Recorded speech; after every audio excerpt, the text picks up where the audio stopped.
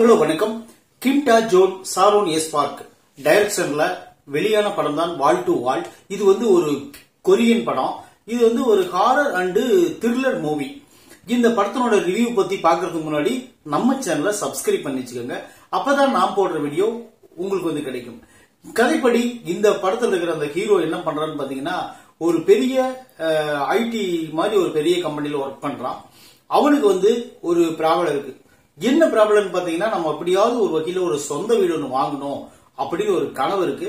அப்போ ஒரு அப்பார்ட்மெண்ட்ல தான் வாங்கணும் அப்படின்னு ஆசைப்படுறான். இப்போ என்ன பண்றான்னு பாத்தீங்கன்னா, அவன் அப்பார்ட்மெண்ட்ல வாங்குறதுக்கு பேங்க்ல கடன் வாங்குறான்.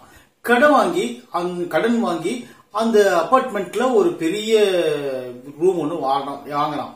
அதாவது 14வது மாடியில அவனோட ரூம். இப்ப வாங்கின உடனே இப்ப என்ன ஆகுதுன்னு பாத்தீங்கன்னா, மேலையும் சரி அந்த அபார்ட்மெண்டோட கீழையும் சரி, அதாவது 15வது மாடியிலும் சரி 13வது மாடியிலும் சரி, அவனுக்கு ஒரு விபரீதமான ஒரு சத்தம் கேக்குது. என்ன சத்தம்னு கேட்டீங்கன்னா, ஒரு மோட்டர் ட்ரில்லர் மிஷின் வச்சு அடிக்கிற மாதிரி ஒரு சவுண்ட் கேக்குது, ஒரு கீறுற மாதிரி ஒரு சவுண்ட் கேக்குது. அவனுடைய மைண்ட் டிஸ்டர்பன்ஸ் ரொம்ப ஆகுது.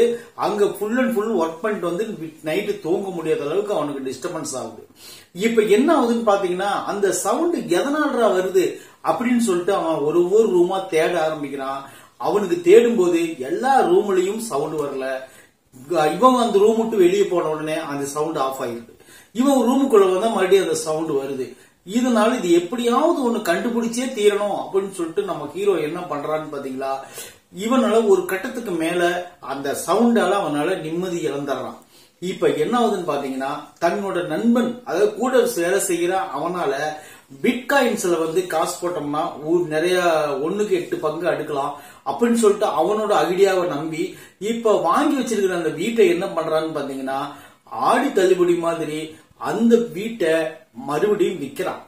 விற்கும் போது அதுல வர அட்வான்ஸ் தொகையை, ஒரு பெரும் தொகையை எடுத்து அந்த கிரிப்டோ கரன்சி, அதாவது பிட்காயின்ல உள்ள போடுறான். போட்ட உடனே அது மேல ஏறதுக்கு என்ன ஆச்சு, அந்த வீடு வாங்கின வீடு மறுபடியும் அடமானம் வச்சு வித்தானே, அப்ப என்ன ஆச்சு, அந்த மேல கீழே வரக்கூடிய சவுண்ட், அதுக்கு பேக்ரவுண்ட் என்ன இருக்கு, இது எல்லாம் மொத்தமா சேர்ந்து ஒரு கிரைம் த்ரில்லரா வெளியான படம் தான் வால் டு வால் 84. இந்த படத்தினுடைய கதை இவ்வளவுதான். இது ஹாரர் அண்ட் கிரைம் த்ரில்லர் அப்படின்னு சொன்னாங்க. இந்த படம் அவ்வளவுக்கா எனக்கு ஒன்னும் கதையோட ஒன்றி போற மாதிரி எனக்கு தெரியல. அதுக்கு காரணம் என்னன்னு பாத்தீங்கன்னா, இந்த படத்தினோட ரொம்ப பிலோ ஆவரேஜான ஸ்லோ தான். படம் என்னன்னா, நம்ம ஒரு 10 நிமிஷத்துக்கு மேல ஆயிருச்சுனாவே கொரியன் படங்கள்ல பரபரப்பு பத்திக்கும். அல்லது ஒரு 20 நிமிஷத்துக்கு மேல ஆச்சுன்னா அவங்களுடைய என்ன சொல்ல வர்றாங்களோ அப்படின்னு சொல்லிட்டு நம்ம மைண்ட் ஆட்ல ஏத்தி விட்டுருவாங்க. அதுக்கப்புறம் என்னதுன்னு பாத்தீங்கன்னா, அந்த கதை நம்மளுக்கு ஆட்டோமேட்டிக்கா நம்மளுக்கு புரிய ஆரம்பிக்கும். ஆனா இந்த படத்தை பொறுத்த அளவுக்கு நீங்க என்ன எதிர்பார்க்கறீங்களோ அது எந்த விஷயமுமே நடக்காது. ஏன்னா இந்த படமே ஒரு டெத் ஸ்லோவான படம் தான். இது நெட்ஃபிளிக்ஸ் தான் இந்த படத்தை ரிலீஸ் பண்ணிருக்காங்க.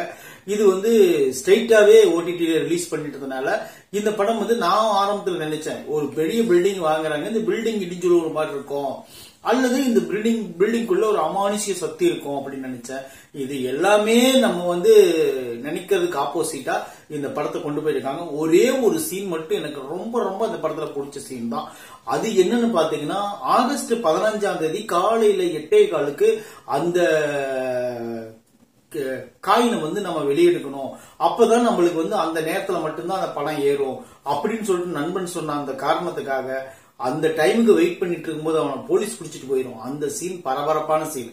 அந்த ஒரு சீனை தவிர இந்த படத்துல வேற எந்த சீனுமே பரபரப்பா இருக்காது. எல்லாமே ஆவரேஜா தான் இருக்கும். அதாவது கிரைம் த்ரில்லர் ரசிகர்களுக்கு பொறுமையா உட்கார்ந்து நல்லா திருப்தியா ஒரு படத்தை பார்க்கணும்னு நினைச்சீங்கன்னா, அதாவது என்ன சொல்றது, கிரைம் த்ரில்லரா கிரைமே கிடையாது படத்துல. ஏதாவது ஒரு சீன்ஸ் கொஞ்சம் பயமுறுத்துற மாதிரி ஒரு 2-3 சீன் பண்றாங்க, அவ்வளவுதான், வேற ஒண்ணுமே கிடையாது.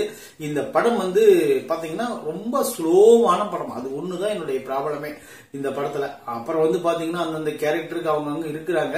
ஆனா இருந்தாலும் லீட் ரோல் எடுத்து நடிச்சது ஒரே ஒரு ஆள் தான். இந்த படத்தினுடைய மொத்த பலமே அந்த பையன் தான். இந்த படத்தினோட ஸ்டோரி ஃபுல்லாவே நான் சொல்லிட்டேன். இதுக்கப்புறம் நீங்க பார்க்கணும்னு நினைச்சீங்கன்னா இந்த படம் நம்ம நெட்ஃபிளிக்ஸ்லயே இருக்குது. நீங்க ஈஸியா டவுன்லோட் பண்ணி பாக்குறதுக்கான எல்லா வாய்ப்பும் அவங்க ஏற்பாடு பண்ணி கொடுத்திருக்காங்க. ஆனா நெட்ஃபிளிக்ஸ்ல படம் எடுத்தாவே அது ஓரளவுக்கு நல்ல ஸ்ட்ராங்கான படம் தான் எடுப்பாங்க. ஆனா இந்த படத்தை எப்படி எடுத்தாங்கன்னு எனக்கு தெரியல. உங்களுக்கு பார்த்துட்டு இந்த படம் எனக்கு பிடிச்சிருச்சுன்னு சொன்னீங்கன்னா நீங்க சொல்லுங்க. அப்புறம் மேலையும் கீழையும் சவுண்ட் வர அந்த விஷயமும் கூட எனக்கு ரொம்ப நிழலா இருந்துச்சு. அது என்னன்னு சொல்லி கண்டுபிடிக்கிறதுக்கு சில விஷயங்கள் பண்ணிருப்பாங்க. அது கிளைமேக்ஸ் ஒரு சின்ன ட்விஸ்ட் இருக்கு. ஆனா இருந்தாலும் இது அந்த அளவுக்கு ஒன்னும் ட்விஸ்டா ஒன்னும் பெருசா எனக்கு தெரியலையோ அப்படிங்கிற மாதிரி போயிடுச்சு. உங்களுக்கு டைம் கிடைச்சா இந்த படத்தை பார்த்து என்ஜாய் பண்ணுங்க. இந்த படத்துல பார்த்து ரசிக்கக்கூடிய எல்லா விஷயங்களையும் இருக்கு. நோ அடல்ட், ஒன்லி அடிதடி மட்டும்தான், வேற எதுவும் கிடையாது. நீங்க தாராளமா இந்த படத்தை நீங்க பார்க்கலாம். குழந்தைகள் யாரும் பார்க்காதீங்க. நம்ம விமர்சனம் பிடிச்சிச்சுன்னா கண்டிப்பா நம்ம சேனலை சப்ஸ்கிரைப் பண்ணி வச்சுக்கோங்க. தேங்க்யூ.